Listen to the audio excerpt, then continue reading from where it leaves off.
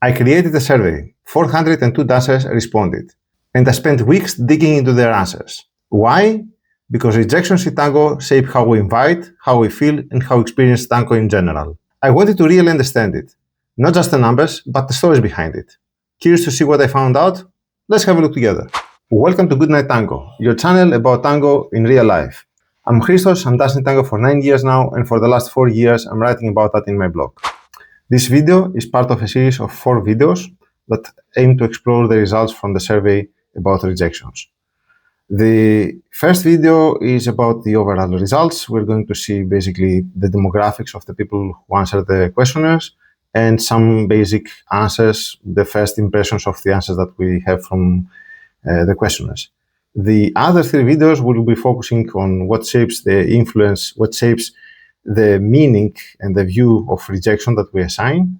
The third video will be about our emotional reaction and how this is formed, what shapes our emotional reaction.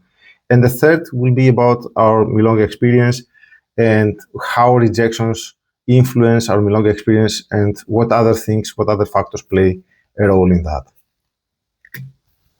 So without further ado, let's start with the demographics. Who is the people that answered in this questionnaire? First of all, in terms of the gender, we can see that there is a distribution, 54% are female and 46% about male. So the distribution is pretty much what we usually have in a typical milonga, I would say, mostly female and less male dancers.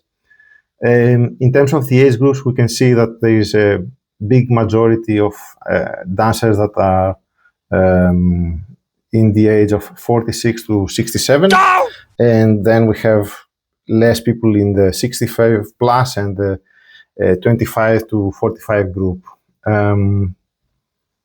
Going forward in terms of the experience, we can see that most of the people that answered the questionnaire have an experience of about 6 to 15 years or more. There is not much participation. There weren't much answers from dancers that have less than 6 years experience. That is one of the possible biases that we might see in some of the results, but nevertheless, we do know this kind of bias and we took it into account. I took it into account in the analysis that I further do in the results.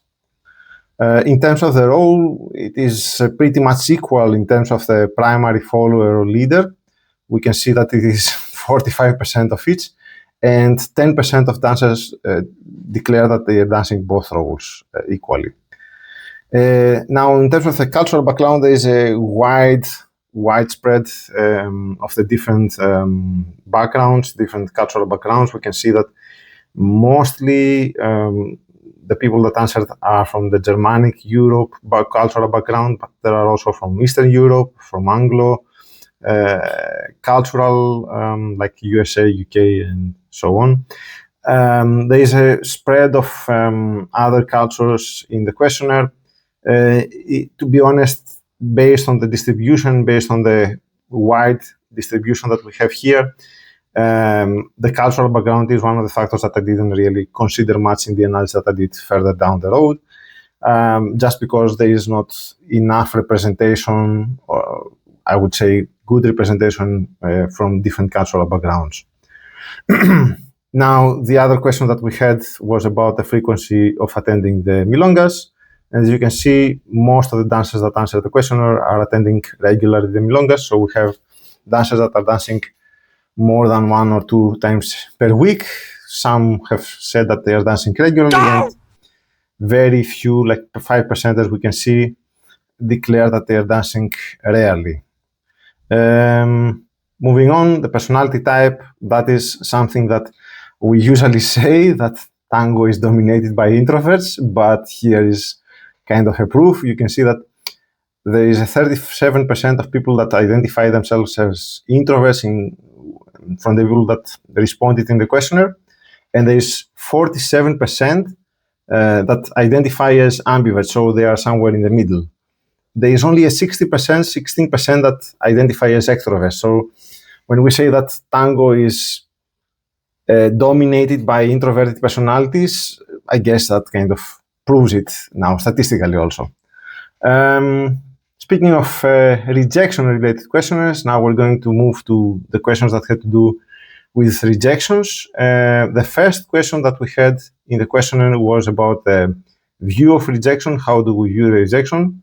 The question actually was, when someone declines a dance invitation, it most often means, and there were 6 options.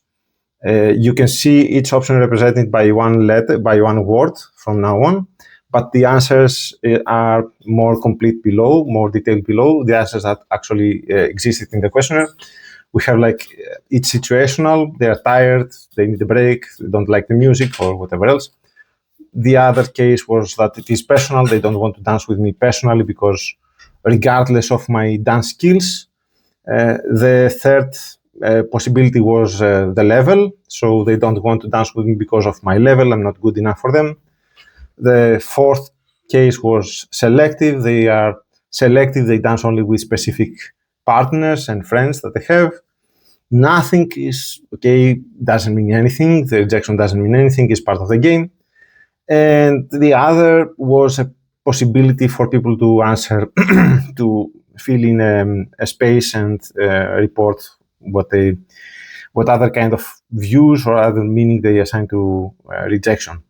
Now, the results, you can see that the 3, I have to also clarify here that in this case, the respondents could answer with more than one answer. So you could select, that was a multiple choice question that you could select more than one options. So it is possible that you can see the total of all the percentages to be more than 100% because many people answered more than one of the cases. But which ones are the most frequent? You can see that the level, the personal, and the nothing are pretty much around 30, 23, as you can see, percent. And the more famous ones, the more common, more often answers were the situational and the selective, which are kind of opposite. The situational is a more relaxed attitude, a more relaxed view. The selective is a more, I would say, charged view because you are thinking that they are only dancing with specific people. So it's a different kind of view. So 51% said that it's situational, and 57% said that it is because they are selective. So it's actually because it's situational, but the situation is that they are picky as hell. Now, the next question was about how personal do we feel rejection? How personal do we take rejection? The actual question was, how personally do you take a rejection and that's rejection? That was answered in a scale of from 1 to 5. 1 was meaning not personal at all, 5 was meaning very personal. And this question was repeated 2 times. One, if the rejection was from a known person, known dancer is somebody that you know from the classes, a friend, or somebody that you already have danced a couple of times already together. And an unknown dancer is a total stranger or somebody that you haven't danced before, somebody maybe you never seen before, whatever else. So that was the difference between the two. And now let's go to the results. I have here the results in terms of taking rejection from unknown dancers. You can see that most of the dancers are in the 43% in the 1 and 2 scale when it comes from an unknown dancer. But when it comes from a known dancer, the things look much more different. As you can see, there is about 71% in total in the scale of 1 and 2 in terms of the unknown dancer. How personal do we take rejection when it comes from an unknown dancer? But when it comes from a known dancer, this percentage is reduced to 55%. So about 20% of people get into more personal, feel the rejection a bit more personal when it comes from a known dancer. And that is something that we have to consider in terms of the rejection. So speaking about how personal do we take rejection, I also need to admit something here.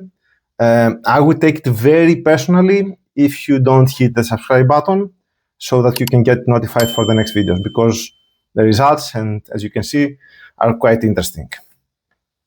So now let's see what is the average of the two answers in these two scales. We have the unknown. Obviously, the rejection from the unknown feels less personal. We take it less personal. The rejection from a known dancer feels more personal. And here I also ran a test to see if there is a statistical difference, if there is correlation between if we know the dancer or no, with the how personal do we feel about rejection, how do we take the rejection. And the test that I conducted is actually a t-test in statistics, revealed that yes, there is a statistically significant difference between the two. So we can see that there is some difference, and the tests prove that it is statistically significant, which means that there is indeed a relation in terms of where the rejection comes from and how personally do we take it. Now, the next question had to do with our emotional reaction to rejection. And in this case, the question was, after being refused a dance, how do you usually feel? Here we had the options that you see that will be represented with the words that you see in the bullets. The first one was indifferent. It's part of the dancing, disappointed, a little bit disappointed, but I move on easily. Embarrassed or self-conscious, rejected or hurt, angry or resentful. There was another one also blank to specify more details or something different.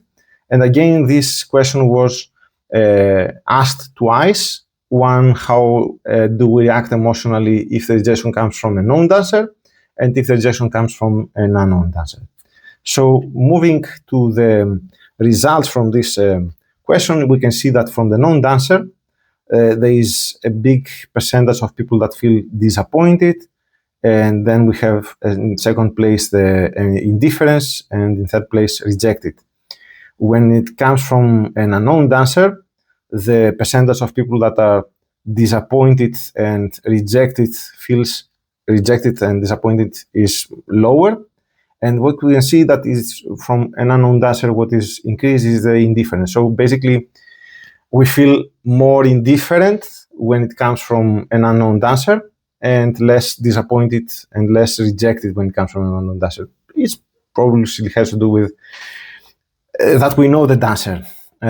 Also running a test to compare the answers in between the two groups, I found out that this is a statistically significant difference between the two different groups of answers. And we can see that there is a relation between the answers, how we react emotionally to rejection, based on where the rejection comes from, an unknown or a known dancer. By the way, if you like the presentation and you want to get the whole presentation of all the 4 videos for free, there is a link in the description where you can sign up, and once the 4th video is out, I will send it to you for free. So don't waste any more time, go and sign up in the description. Now, the next question had to do with the reinvitation likelihood.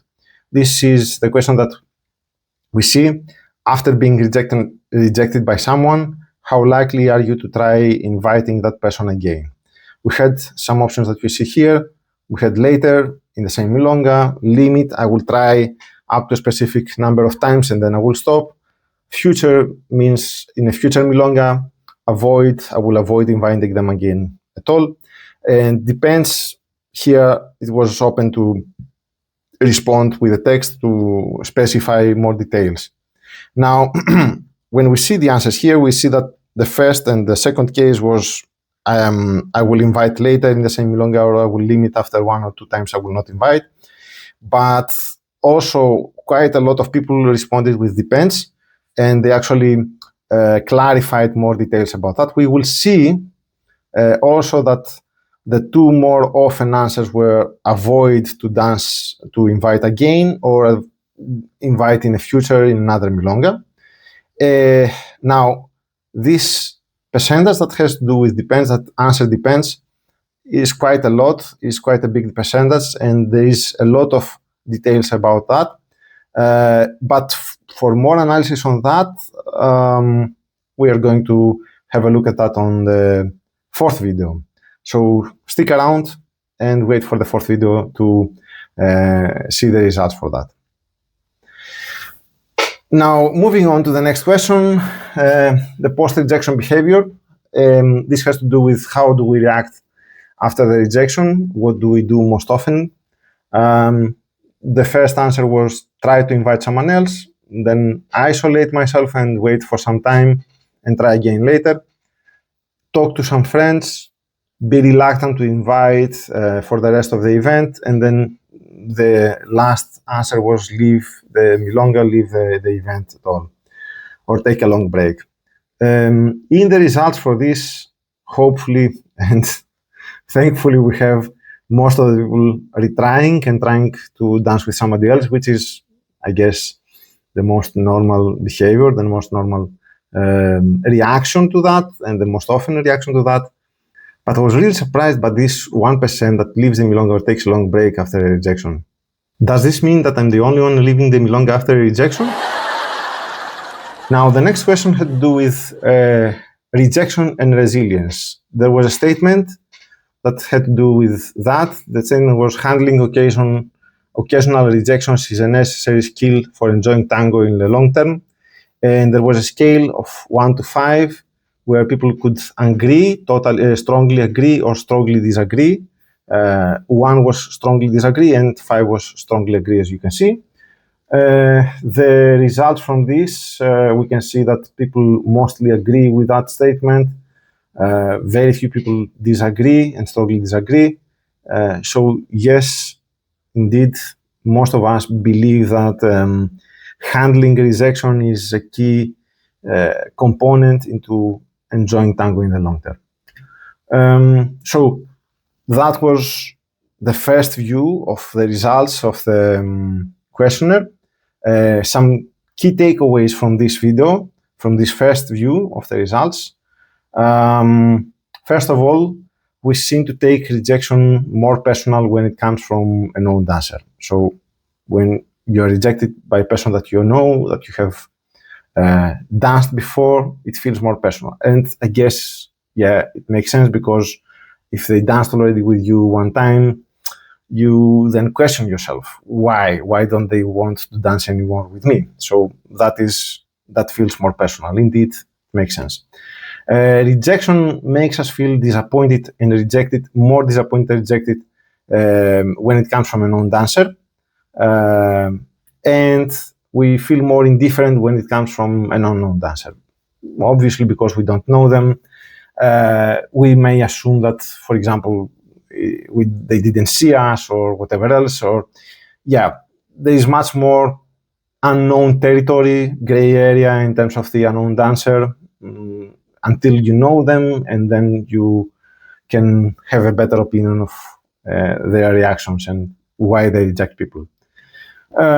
Finally, the other 3 takeaways here. Most often rejection after reaction after rejection is to try again. Obviously, we mostly do that in future milonga, or avoid inviting them again. So when we are rejected, there are 2 main possibilities. Most of the people do one of the 2. Either they will try again in the future in another milonga, or they will avoid inviting at all. So it's kind of the 2 extremes, but yeah, it is what it is. And yeah, when we are rejected, we are most often trying to find somebody else, trying to invite somebody else to enjoy the milonga, obviously. Finally, most dancers agree that learning to handle rejections helps enjoying tango in the long term. We saw that already. And I think that this is indeed a crucial aspect in terms of the learning and enjoying tango, enjoying the milonga experience in general. So that's it for now. Don't miss the next one, where we will discuss what influences our view of the rejection, why do we believe, and what influences our meaning that we assign to rejection. And don't forget to move forward both in the ronda and in your life. Ciao!